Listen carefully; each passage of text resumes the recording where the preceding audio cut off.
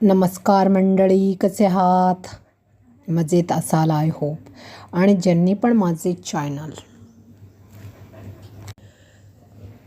नमस्कार मंडळी, श्री स्वामी समर्थ. ओम नमः शिवाय.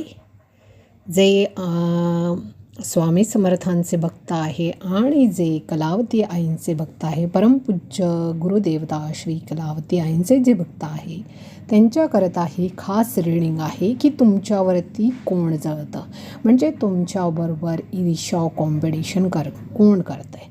ज्या व्यक्तीने तुम्हाला दुःख यातना दिल्या असतील आणि सतत जी व्यक्ती तुमच्याशी पैशावरनं भांडत असेल, मग कोणाची ही व्यक्ती भाऊ असू शकेल किंवा नवरा असू शकेल, की नाहीतर तुमचे ऑफिस कलिग्स पण असू शकतात, ज्यांनी नेहमी तुम्हाला ट्रॅप करण्याचा प्रयत्न केला. का तर तुम्ही एक खूप मेहनती व्यक्ती आहात, हार्डवर्क करायला तुम्ही कधीही मागे राहत नाही. जे काम पडेल ते तुम्ही करायला सतत आणि ते पण सकारात्मक ऊर्जेने तयार असतात.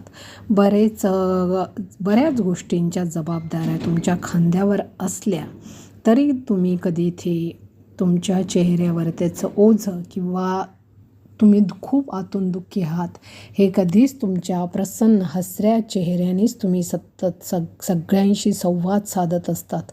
आणि आपलं दुःख हे फक्त स्वामी आणि कलावती आईंनाच सांगत असतात. तर आता भगवंत तुमचे हे दुःखाचे दिवस, कष्टाचे दिवस संपवणार आहे.